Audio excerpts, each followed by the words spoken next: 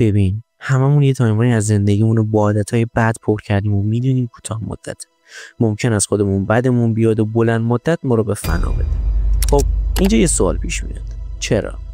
جالب اینجاست بازم ادامه‌شون میدیم و توی این گفتگو ازت میخوام حواستو کامل بدی به من باشه تا دوتایی بتونیم وارد مغزت بشیم و این مشکل رو حل کنیم، چون سرمنشه اول و آخر این مشکلات توی ذهن توه.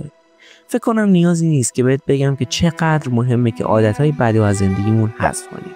خب پس بدون هیچ حرف اضافه‌ای بریم سراغ ویدیو. تا حالا شده پر از انگیزه باشی و بدون دلیل گوشیتو برداری و بری داخل اینستاگرام؟ اصلا نمیخواستی این اتفاق بیفته ولی این اتفاق افتاده. به نظر دلیلش چی میتونه باشه؟ خیلی از افراد فکر میکنن که فقط خودشون این مشکل رو دارن یا مثلا خودشون رو با غول‌های دیسیپلینی مثل دیوید کاگینز مقایسه میکنن. خب اینجاست که مغز خودتو به فنا میدی، چون که اطلاعاتی نداری و احساس ضعف میکنی.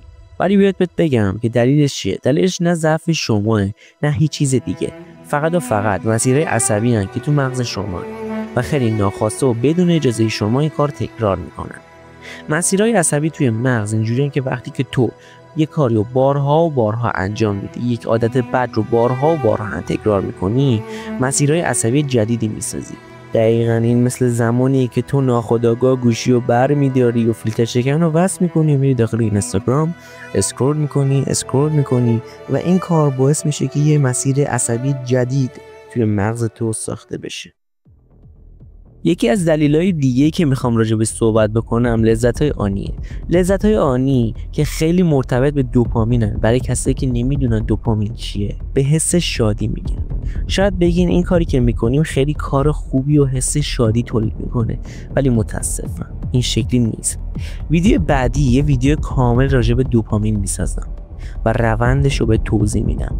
ولی اگه بخوام خیلی ساده به توضیح بدم، وقتی که ما داخل اینستاگرامی و داریم اسکرول میکنیم دوپامین تولید میکنیم.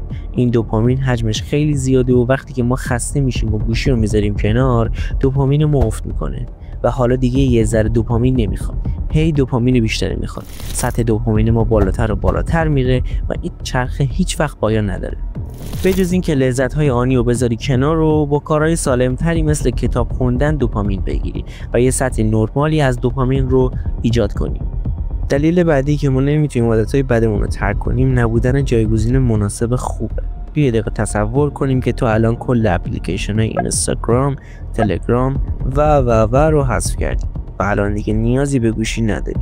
یعنی با نرخ میانگین امروزی استفاده از گوشی موبایل که 6 ساعته تو استفاده نمی کنی و حداقل 6 ساعته که بیکاری.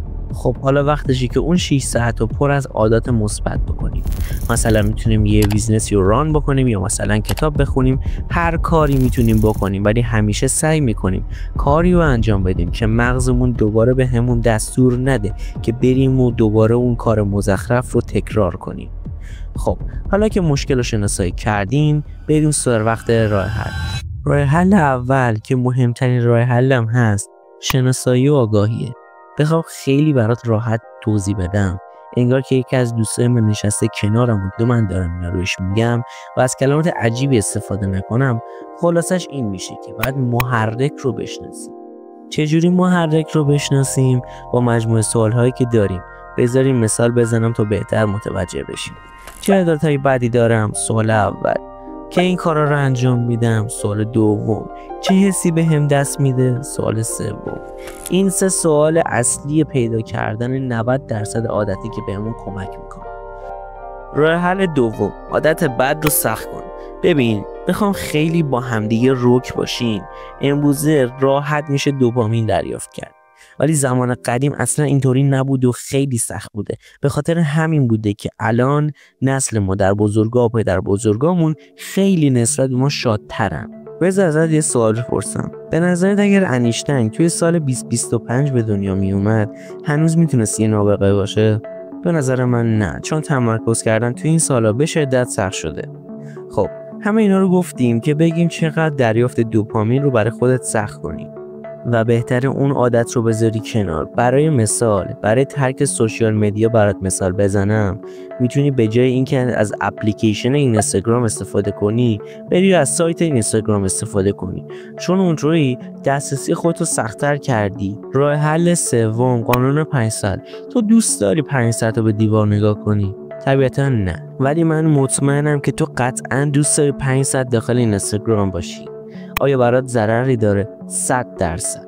قانون 500 از دل ژاپن اومده، کشوری که توی این چندین سال با تکنیک‌ها و قانونایی که ساختن زندگیشون رو متحول کردن. قانون 500 میگه هر وقت خواستی تنبلی کنی و بری سراغ عادت بد، به جاش بشین و به خودت بگو که یا کار مثبت انجام میدم یا 500 خیره میشم به دیوار. مطمئن باش ظرف نیم ساعت مغزت گول میخوره و هر کاری جز نگاه کردن به دیوار رو ترجیح میده و اون سریع میره سراغ انجام کار مثبته. راه حل 4، به خودت پاداش بده، که اینم یه سری قواعد و نکات داره، پس خوب گوش کن. خیلی مهمه که قانون و قواعدش رو بلد باشی. حالا قانونش چیه؟ قانون 1، برای انجام هر کاری به خودت پاداش بده، حتی کار مثبت کوچیک، مثل ثبت نام کردن در باشگاه. 2، جایزه های مفید انتخاب کن. مثلا میخوای به خودت یه فیلم جایزه بدی، بیا یه فیلم مثل گورکای وال استریت رو ببین که 90% تشکیل یه بیزنس رو داخلش توضیح میده و خیلی فیلم خوبی و خیلی هم هیجانیه. راه حل 5، محیط تو تغییر بده. اگه فسود جلوت باشه غذای ناسالم میخوری، اگه گوشی جلوت باشه وسوسه میشی و داخل گوشی یا بازی میکنی یا میری سراغ اینستاگرام. پس در واقع این متحرک کننده ها هستن که به تو آسیب میزنن. بریم سراغ راه حل 6 و آخر، همراه پیدا کن. سعی کن با رفیقت یه چالش رو شروع کنی. اگه رفیق نداری میتونی توی کانال های تلگرامی هستن که چالش میذارن. در واقع اگه کارتو با یه نفر انجام بدی، برای اون حس رقابت هم که شده، یعنی میتونی کارتو تا تهش بری. ویدیو امروز به پایان رسید و یادت هم باشه برای ترک یا ساختن یک عادت باید 21 روز تحملش کنی.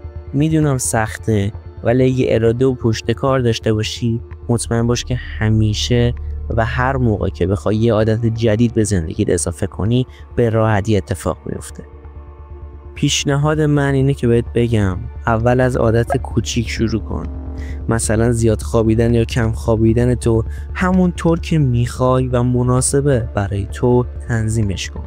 برای مثال تنظیم کردن 800 خواب مفید در روز واقعا کار سختی نیست، فقط یه ذره اراده و پشت کار میخواد.